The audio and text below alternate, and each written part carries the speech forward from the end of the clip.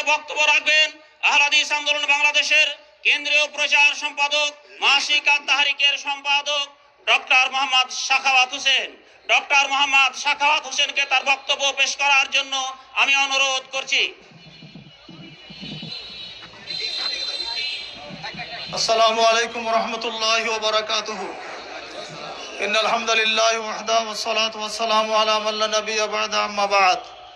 সম্মানিত তৌহিদি জনতা, আজকে সারা দেশব্যাপী আহলে হাদিস আন্দোলন বাংলাদেশের উদ্যোগে ফিলিস্তিনি ভাইদের পক্ষে, ফিলিস্তিনি মজলুম ভাইদের পক্ষে সারা দেশে যে বিক্ষোভ মিছিল এবং প্রতিবাদ সমাবেশ চলছে, তারই অংশ হিসাবে আজকে আমরা রাজশাহীর সাহেববাজার 0 পয়েন্টে একত্রিত হয়েছি। আজকের এই প্রতিবাদ সমাবেশে প্রধান অতিথি হিসাবে উপস্থিত আছেন আহলে হাদিস আন্দোলন বাংলাদেশের মোহতারাম আমির জামাত প্রফেসর ডক্টর মোহাম্মদ আসাদুল্লাহ আল গালিব। আমরা ধন্যবাদ জানাচ্ছি বাংলাদেশ জমিয়তে আহলে হাদিসের ভাইদেরকে, নেতৃবৃন্দ। তারা এই আমাদের কর্মসূচির সাথে একাত্মতা ঘোষণা করে একই কণ্ঠের সময় আমরা ফিলিস্তিনি মুসলমানদের পক্ষে এবং জমিয়তে সুবহানে আহলে হাদিস একাত্মতা ঘোষণা করে আমরা একই কণ্ঠে যে দাবি তুলেছি, আল্লাহর কাছে আমরা ফরিয়াদ করি আল্লাহ সুবহানাহু ওয়া তাআলা যেন ফিলিস্তিনকে মুক্ত করেন। সম্মানিত উপস্থিতি, আমরা সকলেই জানি ইসরায়েল 1948 সালের পূর্বে পৃথিবীর মানচিত্রে ইসরায়েল নামে কোনো রাষ্ট্র ছিল না।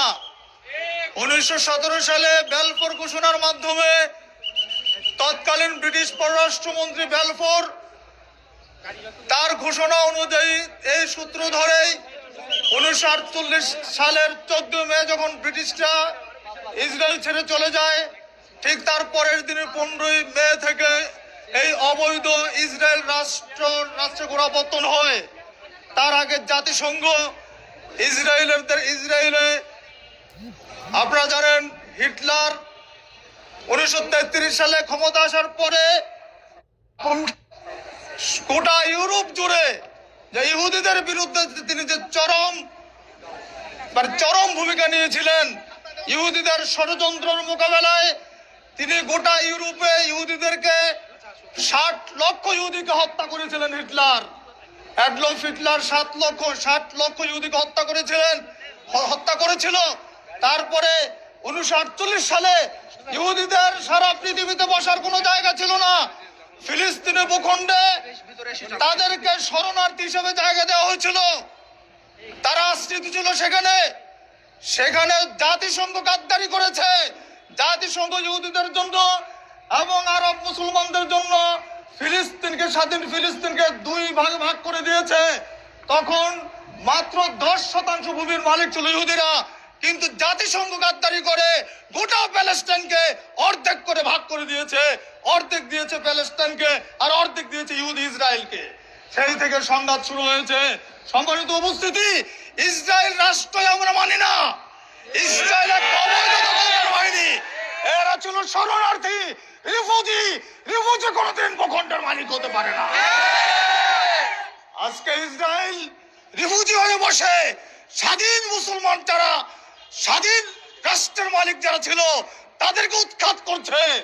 আজকে মানবতা ক্ষত বিক্ষত, মানবতা আজকে রক্তাক্ত, প্রতি মুহূর্তে প্রতি সেকেন্ডে মানবতা আজকে রক্তাক্ত হচ্ছে। কোথায় বিশ্বের মানবতাবাদীরা? কোথায় বিশ্ব বলরা? কোথায় তোমাদের মানবাধিকারের বলি? তোমাদের মানবাধিকারকে আজকের সমাবেশ থেকে ধিক্কার জানাই, নিন্দা জানাই।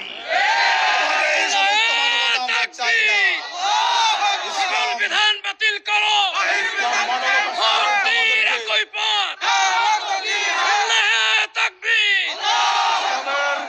দুইটা অভিশপ্ত এবং পথভ্রষ্ট জাতির কথা কোরআনে বলা হয়েছে।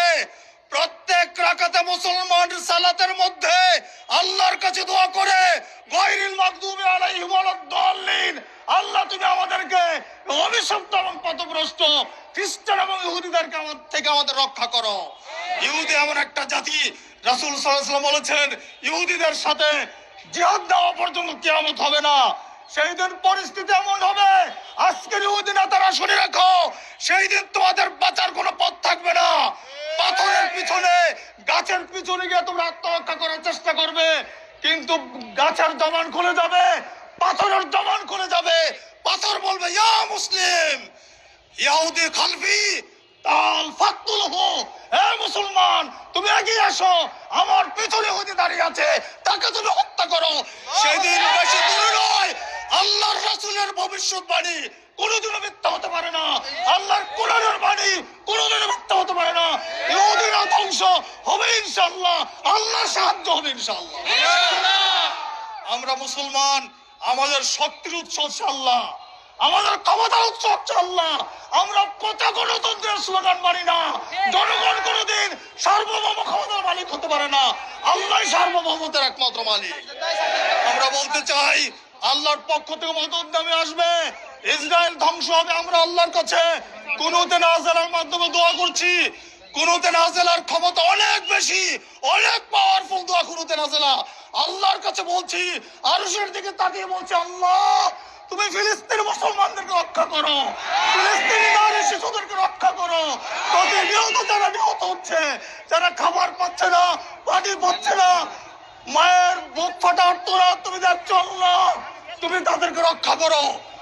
আর বিলাসী মুসলমানদেরকে বলবো, যাদের মাটির নিচে অঢেল সম্পদ আছে, তেল ভান্ডার যাদের আছে, লজ্জা নেই তোমাদের ইহুদি খ্রিস্টানদের সাথে আঘাত করতে। তোমাদের শরম লাগে না? তোমাদের ভাই প্রতিনিয়ত মারা যাচ্ছে, তুমি কি তাদেরকে তেল বন্ধ করে দিতে পারো না?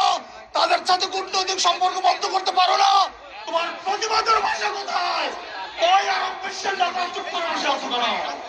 সম্মানিত উপস্থিতি, আমি আর কথা দীর্ঘায়িত করতে চাচ্ছি না। আল্লাহর কাছে আমাদের ফরিয়াদ, আল্লাহ ফিলিস্তিনকে রক্ষা করবে ইনশাআল্লাহ। আমরা প্রতিবাদ করছি, দোয়া করছি। আজকের সমাবেশ থেকে আমরা আমেরিকার ডোনাল্ড ট্রাম্প যে ঘোষণা দিয়েছে গাজাকে মানব মুসলমান শূন্য করবে, এখানে আবাসন করবে, আজকের সমাবেশ থেকে ধিক্কার জানাই, নিন্দা জানাই। ওই কুখ্যাত সারা বিশ্বের কসাই ট্রাম্প এবং নেতারাই হোক, তোমাদের ধ্বংস অনিবার্য। আল্লাহর গজবে তোমরা ধ্বংস হয়ে যাবে ইনশাআল্লাহ। আল্লাহর কাছে ফরিয়াদ করে সারা বিশ্বের মুসলমানদেরকে ঐক্যবদ্ধভাবে কাজ করার আহ্বান জানাচ্ছি। আজকের আন্তর্জাতিক ইস্যুতে, আজকে যেভাবে সারা দেশ জেগেছে, মুসলমানদের যে কোনো ইস্যুতে দলমত নির্বিশেষে প্রত্যেকটা ইসলামী দল যেন আমরা ঐক্যবদ্ধ হয়ে এক কাতারে দাঁড়িয়ে কথা বলতে পারি। আল্লাহ আমাদের সেই তৌফিক দান করুন, আমিন। ওয়া আখির দাওয়ানা আলহামদুলিল্লাহ।